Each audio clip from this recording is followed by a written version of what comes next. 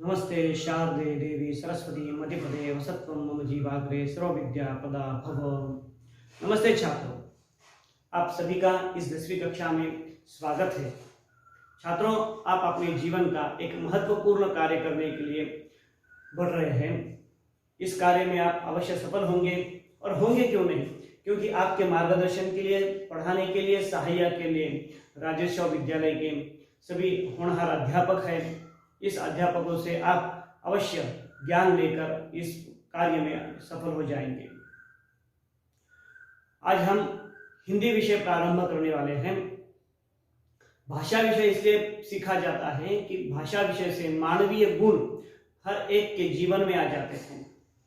गुण अवगुणों की परख होती है, सृजनशीलता उत्पन्न होती है, कल्पना का विकास होता है, और यह सभी आपके अंदर हो जाए, इसलिए आपको भी भाषा विषयों का अध्ययन करना है। जीवन में तंत्र ज्ञान की बातें तो बहुत उपयोगी है, लेकिन उस तंत्र ज्ञान जीवन में अगर मानवीय गुणों का विकास न हुआ तो एक रोबोट की भांति वो आपका जीवन हो जाएगा। इसलिए ऐसा जीवन आपको ना मिले, इसलिए सरकार ने ऐसी व्यवस्था की है कि आपको भाषा विषय का भी ज्ञान मिलना चाहिए। तो यह ज्ञान आपको प्रदान करने के लिए जो आपकी पुस्तक बनाई है, उस पुस्तक के माध्यम से मैं आपको एक एक पाठ सिखाने वाला हूँ। छात्रों, हम हिंदी की पहली कविता की ओर बढ़ते हैं। कविता का नाम है भारत महिमा। कवि है जयशंकर प्रसाद। कवि का परिचय करते हैं। इनका जन्म 1890 में वाराणसी में हुआ है और मृत्यु 1937 वाराणसी में ही हुई है। यह एक छायावादी लेखक है। छायावादी मतलब हिंदी के साहित्य जगत में 1918 से लेकर 1936 तक एक दौर चला है कि जिस लेखन में मानवीय गुणों, प्रेम, प्रकृति, राष्ट्र भावना, इसके बारे में लिखा जाता है, उसे छायावादी कवि कहते हैं। या दूसरा नाम है इसको खड़ी बोली। इसके 4 प्रमुख कवि हैं। एक है जयशंकर प्रसाद जी, दूसरी है महादेवी वर्मा, तीसरे हैं मीरालाल, और चौथे हैं सुमित्रानंदन पंत। इसलिए इनको 4 स्तंभ छायावादी के कहे जाते हैं।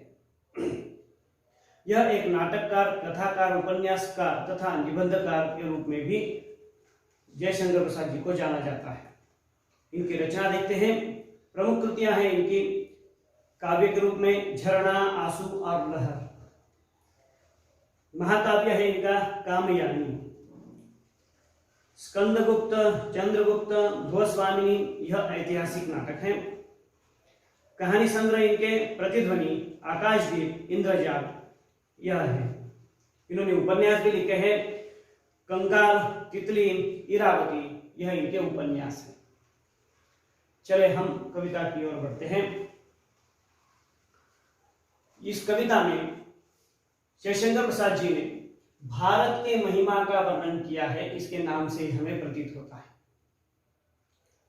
कवि कहते हैं कि हम ऐसे देश में रहते हैं जिससे सभी देशों ने ज्ञान प्राप्त किया है, और हमें भी ऐसा गर्व है कि हम ऐसे पुणित पावन देश में पैदा हुए हैं कि जिसकी इतिहास और माटी की सुगंध से हम अपने आप को गौरवान्वित महसूस करते हैं।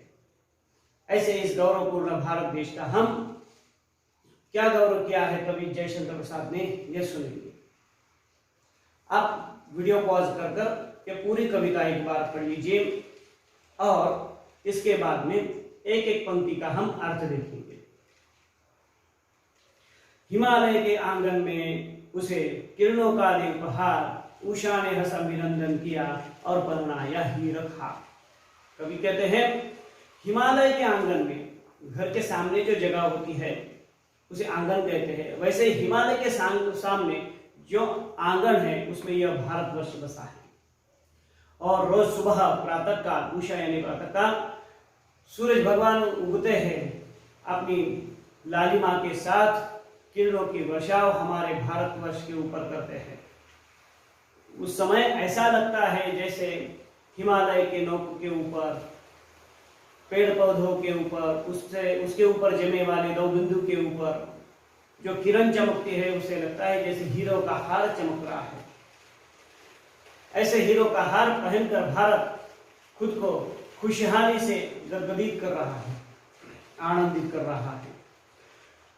और सूरज भगवान किस प्रकार देते हैं तो हंस कर देते हैं। कोई भी हम किसी को उपहार देने जाते हैं तो वह उपहार हम हंसते हुए आनंदित होकर उसको भेंट करते हैं, सौंप देते हैं। और हार कैसा है, हीरक का है, तो बहुत ही खुशी होगी देने वालों को भी और लेने वालों को भी। ऐसा कवि का वर्णन है। आगे चलते हैं। जगे हम लगे जगाने विश्व, लोक में फैला फिर आलोक, व्योमतम कुंज हुआ तब नष्ट, अखिल संस्कृति हो उठी अशोक। कवि कहते हैं जगे हम, इसका मतलब है इस शब्द का कि समूचे विश्व में संस्कृति का उदय पहले कहाँ हुआ है तो वह है सिंधु नदी के आसपास। और वह सिंधु नदी भारत में ही बहने वाली नदी है, भारत में ही उद्गम पाने वाली नदी है। तो इस नदी के इर्द गिर्द यह संस्कृति का फैला हुआ है। यह भारत की संस्कृति विश्व की पहली संस्कृति है। इसलिए कवि कहते हैं कि हम जगे, हमको ज्ञान प्राप्त हुआ है और वह ज्ञान हमने कहाँ किया, सभी लोगों को, सभी संसार में दिया है। तो यह ज्ञान बांटने का कार्य हम करते हुए, ज्ञान का प्रकाश करते हुए, आलोक यानी प्रकाश करते हुए, अंधकार में जो अज्ञान में अंधेरा है उसको बुझाने के लिए ज्ञान में प्रकाश हम बांटते हैं। क्योंकि संस्कृति में ज्ञान विज्ञान सभी होता है, कला होती है, ये सभी चीज हम हमारे संस्कृति में पाते हैं और इसका ही प्रकाश हमने पूरे संस्कृति यानी संसार में किया है। इससे क्या हुआ है, इससे आशोक हुआ है, यानी कि शोक दूर होना, दुख को धर कर रखना, पकड़ कर रखना, इसे कहते हैं शोक। जो शोक दूर करता है वह ज्ञान, और ज्ञान दूर हो जाए तो अज्ञान। ज्ञान प्राप्त करने के लिए ही हम संस्कृति को बनाए हैं, संस्कृति से ही ज्ञान आता है और इस ज्ञान के ऊपर हम ध्यान देकर अपने आप को सुखद करेंगे और अपने अंदर का दुख सब बाहर निकालेंगे। हम आशोक हो जाएंगे, शोक रहित हो जाएंगे। विमल वाणी ने विना दे, कमल कोमल कर में सप्रीत, सप्त स्वर सप्त सिंधु में उठे, छिड़ा तब मधुर साम संगीत। छात्रों देखो, यह सरस्वती माता का एक नाम है वाणी। ऐसे इनके हजारों नाम हैं, उसमें से एक नाम है वाणी। हम सरस्वती माता का चित्र देखते हैं तो उसमें वो वीणा अपने सामने रखे वाली, वीणा के ऊपर हाथ रखे वाला, ऐसे ही इस सरस्वती का इन्होंने ध्यान किया है, यहाँ बखान किया है। कभी कहते हैं कि कोमल विमल वाणी से इन्होंने वीणा धारण की वाली है, उसके ऊपर कमल जैसे कोमल हाथों से वह वीणा का झंकार करती है। इससे क्या होता है कि सप्त समुद्र यानी पूरे विश्व में संगीत की बरछाव होती है, संगीत फैलता है। वो कैसा संगीत है, वह मधुर संगीत है।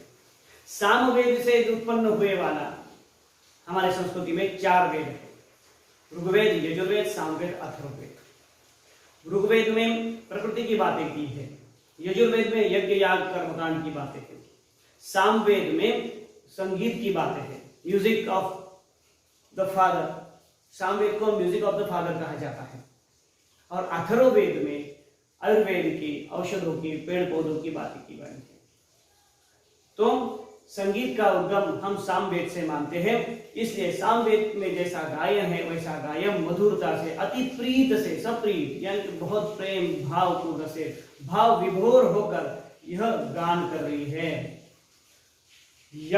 विजय केवल लोहे की नहीं, धर्म की रही धरा पर धूम, भिक्षु होकर रहते सम्राट, दया दिखलाते घर घर घूम।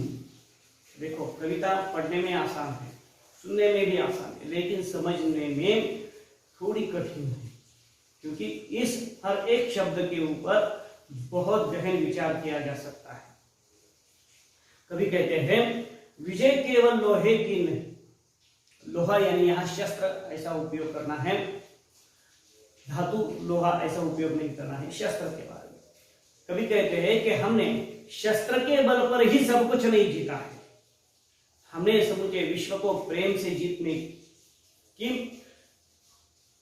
प्रेम से जीतने का प्रयास किया है। इसलिए लेखक कहते हैं हमने शस्त्र से सभी जीता नहीं है, लोहे से सभी जीता नहीं है। धर्म की रही धरा पर धूम, धर्म यानी कर्तव्य। हम कभी कर्तव्य से चूक नहीं हुए, कभी कर्तव्य से दूर नहीं हटे। इसलिए धर्म की इस धरती पर, इस भारतवर्ष में सभी ओर, पूरब से पश्चिम, उत्तर से दक्षिण, सभी दिशाओं में धर्म की धूम रही है। हर एक जन अपने अपने कर्तव्य के प्रति सजग रहता है और अपने कर्तव्य के लिए जान भी न्यौछावर करने को तैयार होता है। इसलिए कवि कहते हैं इस धरती पर सदा से धर्म की धूम रही है, सभी जन धर्म में विभोर है और धर्म के लिए अपने सब कुछ कार्य करते हैं, यानी कि अपने कर्तव्य करते हैं, कर्तव्य से परे होकर कुछ नहीं करते हैं। इसलिए हमने अपने कर्तव्य को ध्यान में रखते हुए सभी कार्य रोज करने हैं। भिक्षु होकर रहते सम्राट, यहाँ के जो सम्राट हैं वो हमें बहुत आदर्श देने वाले हैं। धर्मराज युधिष्ठिर, राजा शिबी और भिक्षु हुए वाले सम्राट अशोक, सम्राट वर्धमान, इनको क्या हासिल नहीं था? सब कुछ हासिल था, फिर भी उसका उन्होंने त्याग कर दिया। त्याग कर दिया यानी कि मन से उसको छोड़ देना, जबरदस्ती नहीं, कि मन से उन्होंने छोड़ दिया। किस लिए छोड़ दिया? क्योंकि उनको सुख का बोध लोगों को कराना था। लोगों के मन में जो दुख है उसे बाहर निकालकर उनको सुख की अनुभूति देनी थी। उनके मन में जो शोक था उसको दूर करना था और आशोक की अनुभूति देनी थी।